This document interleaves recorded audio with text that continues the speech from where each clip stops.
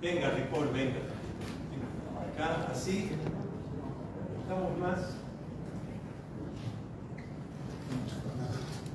El sombrero que viene ahí, que venga también para acá. Ahí está. El sombrero no será.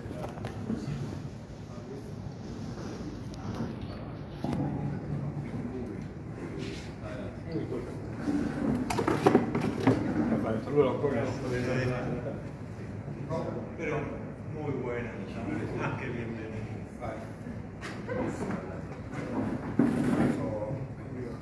El representante chileno que bastante tiene la cera que ver con él. Primero,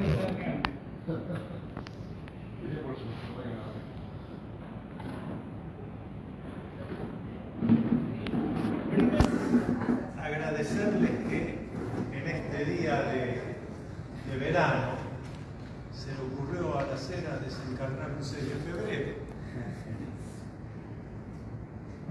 Estemos acá reunidos. Este desafío que nos tomamos con Gabriela, la directora de este Museo Nacional Bartolomé, decíamos, a ver qué pasa. Hará 40 grados, lloverá. Bueno, dijimos, según el clima, se hace afuera, se hace adentro, pero la gente va a venir, estamos los que tenemos que estar. Y yo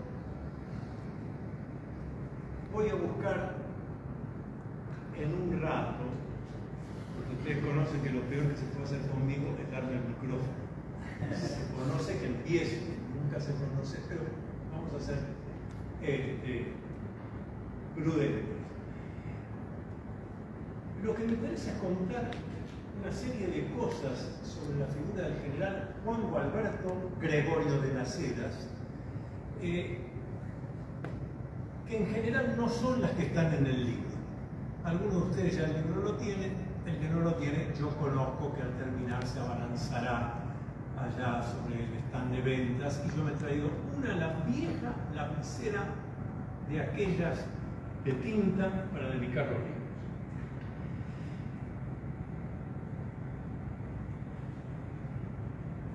El año pasado, en el Instituto Nacional Juan Manuel de Rosas, que dirige el doctor Alberto Pérez Cantilo, que tengo la satisfacción de que está con nosotros, hablamos sobre el general Las Heras gobernador. El año pasado también, para esta fecha, a la mañana, hicimos un homenaje a Las Heras en la Catedral Metropolitana frente a la urna que guarda sus créditos. Y en diciembre de este año yo dije, yo estaba seguro que había que hacer algo acá. La verdad que la directora nos ayudó 1000%, a pesar de lo poco frecuente, me dijo que es hacer este tipo de actividades en verano. Y hasta hace 72 horas yo seguía buscando cuál es la relación entre el general de las Heras y Bartolomé Mitre, porque por algo esto que viene de lo que llamamos lo inteligible, lo que está más allá de los 5 sentidos. ¿Qué se acuerdan que hace unas 72 horas llovió en Buenos Aires? Muchas horas. Entonces dije, voy a preparar, seguir buscando material para decir cosas diferentes a las que están en el libro. El psiquiatra, psicólogo, filósofo, parapsicólogo, iniciado, de quien hoy, este año se cumplen 150 años de su nacimiento. Puede ser que lo que yo aparentemente desde mi conciencia descubrí en medio de la lluvia porteña hace un par de días, no lo recuerdo, pero puede ser. Lo que importa es que encontré esto, que se lo voy a leer textual.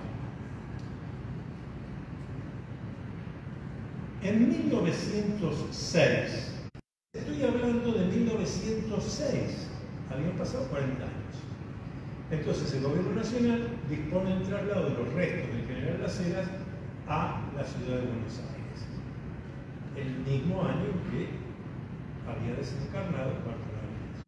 En 1906 llegaba a la ciudad de Buenos Aires los restos de las Heras, que reposan en una urna que ustedes habrán visto en el mausoleo del general San Martín, una urna de bronce maravillosa, con un detalle muy especial que también voy a hablar ahora. Todo eso con el mismo pabellón nacional que poco tiempo antes había cubierto los despojos del general Bartolomé Mitre. Vean, qué extraña, entre comillas, coincidencia, porque evidentemente hay cosas que están más allá. Al bajar del barco para cubrir la urna que lleva los restos del general Las Heras. Cuando me reencontré con esto, o me lo encontré, porque la verdad, supongo que al escribir el libro lo habré leído hace unos años, se borró, dije, acá está la explicación de por qué yo tenía necesidad de hacer. Mucho se ha discutido por qué los restos mortales del general Las Heras, del general San Martín y del general Tomás Guido, que están no están en la catedral. Acá estamos para fundamentar, no están en la catedral metropolitana, están en un costado de la catedral metropolitana, en una sala armada de tal manera que la única manera de ingresar es a través de la nave central de la catedral. Esto en su momento generó muchas discusiones. Hubo políticos, historiadores, que planteaban que tiene que haber una entrada aparte, porque estos tres hacedores de la patria son hacedores de la patria para. Así que lo real es que están en un costado. Pero además hay otro hecho curioso. Los restos mortales de los tres están puestos de una manera tal que no toca el suelo. No hay posibilidad de que una astillita de hueso toque el suelo. Eso se ve bien entrando y mirando dónde están las urnas, San Martín, que el ataúd, o lo que quedó del ataúd, porque parece que no entraba bien en el monumento, pero no está tocando el suelo. Pero hay otro detalle más extraordinario, que se corrigió apenas a raíz de una carta de lectores que apareció hace unos años antes de la cruz. Extraño. Ustedes recorren la catedral y van a ver cruces por todos lados, no había ninguna. A raíz de esa carta que apareció en La Nación, pusieron una cruz de madera. Pero esa cruz de madera, curiosamente, cada vez que te digo curiosamente es porque me gusta ser irónico, curiosamente tampoco está en cualquier lado. Está atrás de todo, arriba de una urna, donde están los restos del soldado desconocido. Curioso, ¿eh? Pero la urna del general Las Heras, y si no lo han hecho ya, los invito, bueno, en mi libro está la foto, pero si no, cuando van a la catedral, van a ver algo interesantísimo. La urna, que fue hecha en Chile, insisto esto, tiene una serie de parecido con la cruz de madera que se puso arriba de la urna del soldado desconocido. No tiene nada que ver con la cruz que es el vertical alto, el horizontal corto, no.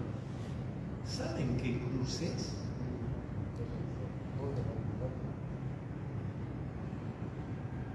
Es la cruz que utilizaba la Orden de los Pobres Caballeros de Cristo y del Templo de Jerusalén, más conocida como los Templarios. ¿Qué hace la cruz del Temple? Protegiendo, el lugar donde está de protección, protegiendo la urna con los restos mortales del general Las Heras, es un enigma. Por más que buscamos historiadores chilenos, demás, nadie conoce por qué, pero alguien dio la orden de poner esa cruz la cruz templaria también haya sido un hombre del templarismo. Junto acá. Y ustedes me dirán, este hombre murió en 1866 y en el siglo XIX había templarios por acá.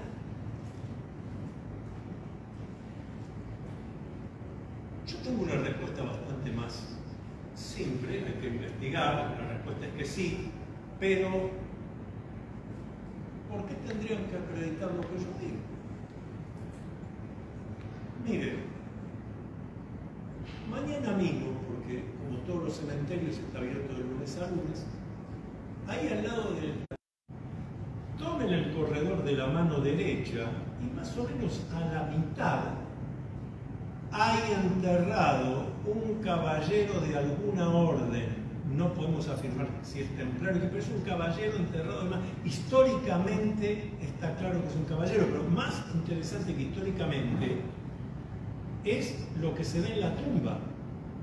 Porque lo que se ve en la tumba es precisamente la imagen esculpida de un señor que tiene la larga espada sobre su cuerpo con las dos manos tomadas. 1796.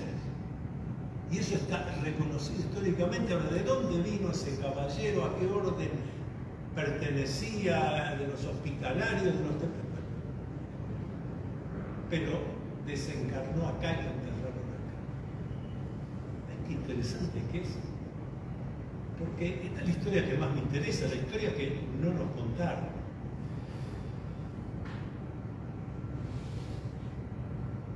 Nos dice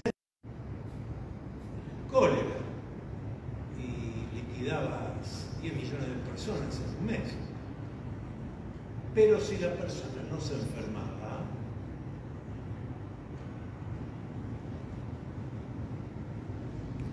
la cera nació el 11 de julio de 1780. Por un error entre mi madre y yo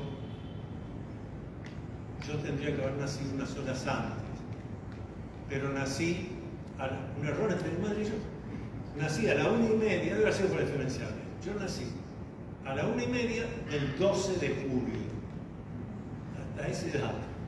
Las eras un 11 de julio de 1780. Bien, no combatiendo como se puede combatir hoy, combatiendo como en aquella época. Y sin embargo, 86 años, pero acá ustedes me pueden decir, bueno, pero hay que ver en qué condiciones 86 años, tienen razón. Las Heras, Albert era gobernador de la provincia de Buenos Aires con atribuciones de poder ejecutivo, o sea, el presidente, una actitud así. Pero al ver las luchas que había, la situación, la actitud de Bernardino Rivadavia y demás, hizo lo que toda persona inteligente hace. ¿Sí? Claro. Igual que General San Martín cuando desembarcó en Montevideo y dijo, me vuelvo a Europa. Claro. Dice, señor, yo me retiro, no estoy para esto, estoy para esto. Y él ya había ejercido el comercio, de eso vamos a hablar, después se dedicó a la milicia, hizo la carrera que conocemos, llega a Chile, donde lo reconocen como general en actividad. Pero él, más bien, si bien daba instrucción a los oficiales, daba clases, todo esto, pero en realidad se dedica a ocuparse de los campos que tiene. Pasan los años. Entonces, un día le escribe una carta al presidente de Chile diciéndole, vea, pido mi retiro. Yo no puedo seguir siendo un general en actividad. Pasan unos días, Las Heras está en su residencia, viene el mayordomo y le dice, todo esto es absolutamente histórico y documentado. Viene el mayordomo y le dice, vea, hay gente de Chile que ha ido a la casa de Las Heras para decirle, le devuelvo su renuncia. El ejército de Chile no puede prescindir de un general en actividad como usted. Y Las Heras todo lo que le contesta es: ya tengo, escuchen bien ahí que no me equivoco, ya tengo 82 años, señor presidente. Siga dando las clases, siga entrenando a todos, le devuelvo la renuncia. Se la aceptaron a los 84 años, casi 2 años antes de que desencarnara. Esto para que se den cuenta la lucidez que tenía ese hombre. No, bueno, era un viejo, no, era una persona con una lucidez extraordinaria. Por eso, lo que decimos siempre, el héroe invicto de la guerra de la independencia, porque ni cambia. Las Heras, que era coronel, le dice a su superior, que era al general San Martín, le dice: este es el lugar que si yo fuera los realistas, elegiría para hacer una emboscada al amanecer. Porque el sol por aquí, el camino por allá, no vamos a poder escapar por allá, si nos cierran por allá. Le da toda la táctica, la estrategia y la logística, toda. Y San Martín le dice: quédese tranquilo, Las Heras, porque yo tengo mis espías que ya me han avisado que los realistas están a 300 kilómetros de distancia de acá. Es interesante esta parte en la que los originarios, que conocían bien todo el lugar, donde habían nacido sus antepasados y demás, conocían los pasillos, por donde, los desfiladeros, todo, pero habían descubierto algo muy interesante, que era: le cobro a San Martín por darle información y después le hablo a los realistas y les cobro por la otra información, le cobro de los dos lados.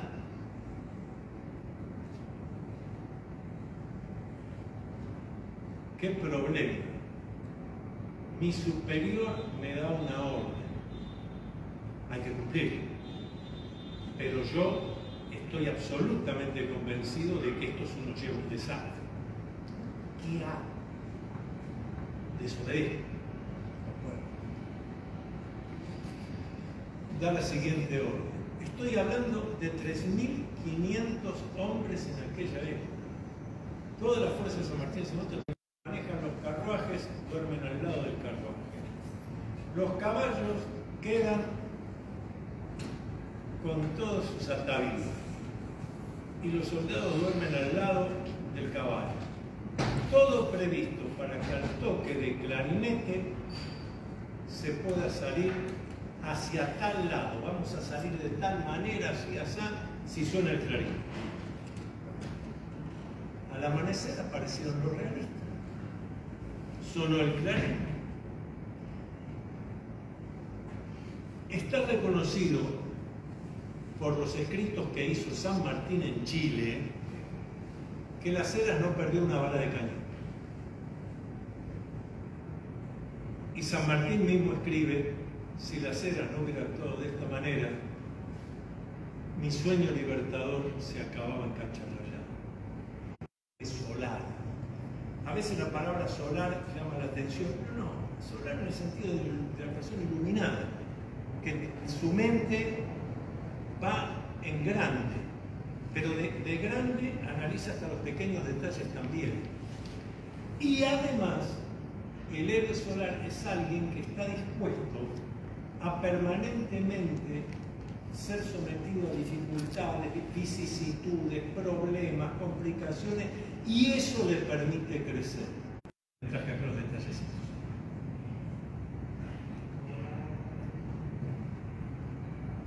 ¿Se acuerdan que cada tanto acá, en nuestra vida, hemos leído de que los alumnos han tomado el Colegio Sarmiento, el Nacional Buenos Aires? Chiquilines, chiquilines, ustedes quieren conocer a un verdadero. Las Heras tiene 16 años, está haciendo lo que se llama la secundaria en el Real Colegio de San Carlos, lo que luego es el Colegio Nacional de Buenos Aires. Los padres de los que estaban pupilos, como el caso de Las Heras, pagaban 100 pesos por mes. Hice un cálculo aproximado, tuve que hablar con ni siquiera una vez por semana, darse una ducha. No se estilaba, también reconozcamos que no se estilaba, pero forma parte de... Bueno, con sus 16 años Las Heras se cansó y sumó a otros, ¿no? El que estaban por ahí, que por ahí les sale, estudiaban con él. Un tal Bernardino Rivadavia, por él le suena. Antonio Sáenz, que después pasa a ser presbítero. Estanislao Soler, bueno, estos son otros. Y otros. Tomaron el colegio, 1796, tomaron el colegio de...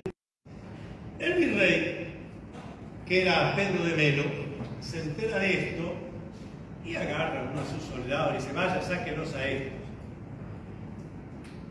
¿Qué piensan que hace el grupo conducido por el adolescente de Las Heras?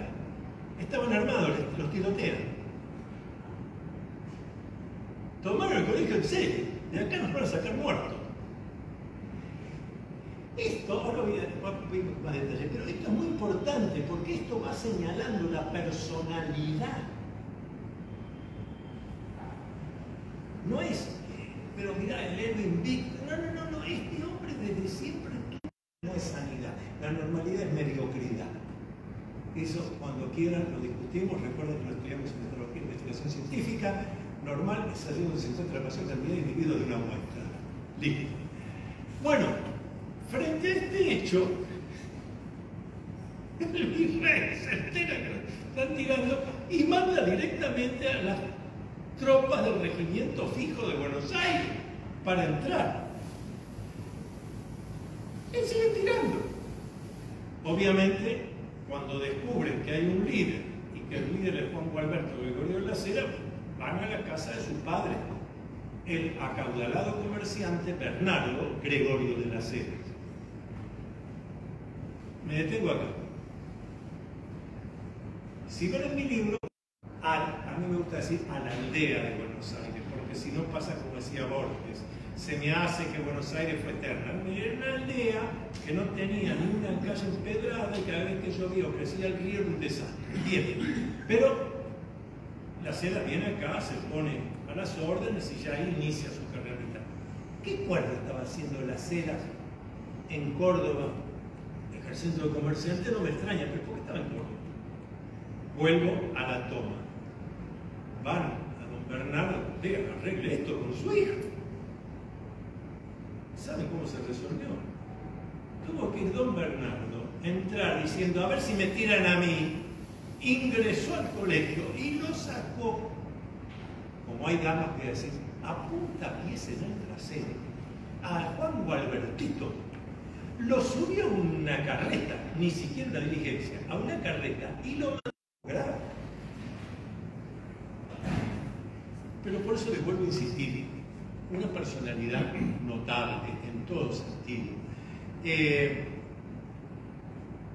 Otro aspecto que me interesa destacar es, igual que San Martín, igual que Tomás Guido, los tres que están, los restos allí, en un costado que no es la catedral, pero que parece anexado, los tres fueron ilustres maestros masones, y en el caso de Las Heras, inclusive formó parte de una de las logias Lautaro. Ese es otro trabajo que he hecho. Una logia Lautaro en la ciudad de Córdoba, una logia Lautaro en Mendoza, una logia Lautaro en Santiago de Chile, y hasta hay datos que yo no he podido comprobar totalmente de una logia Lautaro en Lima, Perú. El nombre de Lautaro tiene que ver con ese cacique chileno que defendió sus tierras y fue asesinado por los españoles. Entonces, la logia Lautaro es una logia, voy a explicar bien esto para que no haya confusión, es una logia masónica con los 3 grados, aprendiz, compañero y maestro, que hacen una logia masónica, que llevaba el nombre de Lautaro y solo los maestros conocían el porqué. Había historiadores muy buenos buenos historiadores, pero que de masonería no conocen una pepa, que han publicado, por ejemplo, no, la logia Lautaro no eran masónicas porque no pertenecían a la gran logia unida de Inglaterra.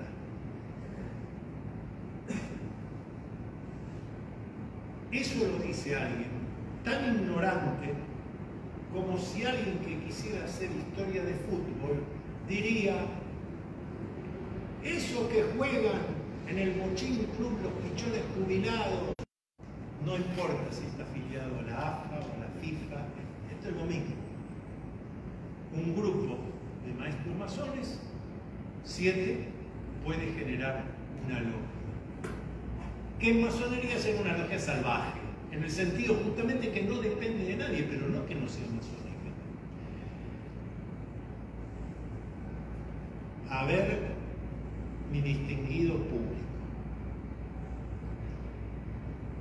¿por qué de esa logia Lautaro fundada en Buenos Aires, a la cual perteneció Manuel Belgrano, San Martín y otros, el primer presidente fue Julián Álvarez?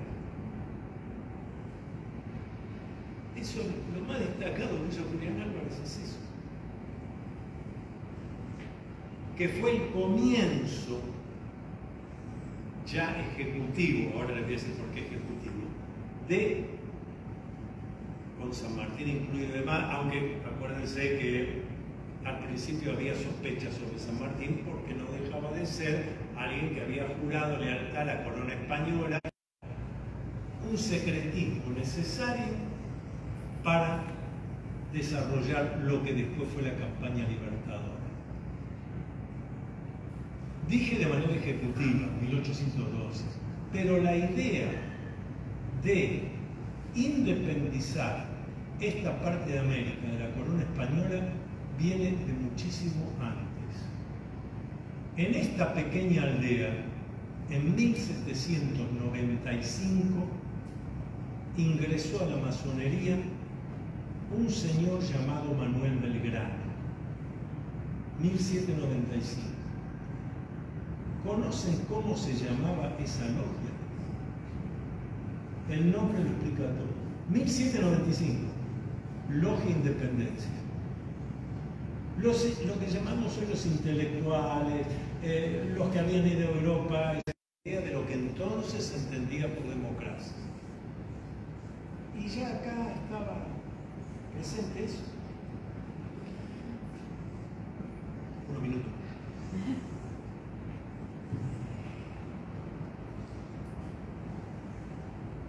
Hay otro momento del cual se ha hablado y que llama la atención entre los historiadores de que San Martín, Las Heras y otros están en Mendoza. San Martín está preparando el cruce de los Andes. Antes de eso, cuando se hace el cruce, Las Heras, ¿por qué camino va? Por Payala. ¿Por qué? Entonces, tampoco es que era la primera vez que lo iba a hacer, era la primera vez que lo iba a hacer armando un ejército y llevando el parque y demás, pero conocía. Pero antes de eso, hay un desentendimiento entre San Martín y varios de sus principales oficiales, entre ellos Las Heras. Y estos deciden que San Martín estaba cometiendo un error en la forma en que quería hacer las cosas, y que la única manera de salvar la revolución libertadora era ahora los meten en un carruaje posado y los mandan a Buenos Aires.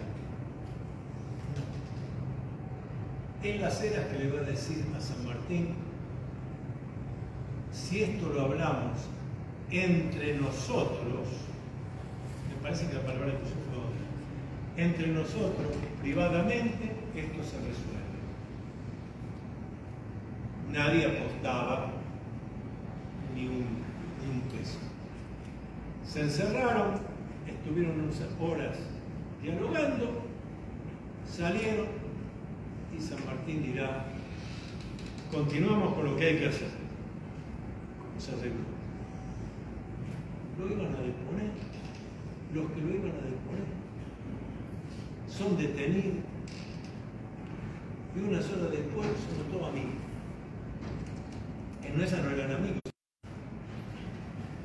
pero acepto preguntar. Me traje escrito porque viene complicado a las preguntas que siempre me hacen si soy descendiente directo. Soy descendiente. En casa hay todavía unos retratos, una copia de un retrato de Las Heras. Entonces cuando me preguntan si soy descendiente, digo lo mejor es la genética. Vean la firma de Las Heras en los partes de batalla, en las cartas privadas. Yo tengo la fotocopia de una. En el mejor de los casos, Las Heras firma Juan G. de Las Heras. En casos más estrictos, como los partes de batalla, firma Las Heras solo, o más llamativo, Heras. De vuelta tenemos que hacer un análisis psicológico, porque es evidente que la rama de los Gregorio no era lo que a él lo satisfacía. Lo voy a leer porque viene complicado. Plácido Gregorio y de doña Catalina García de Las Heras.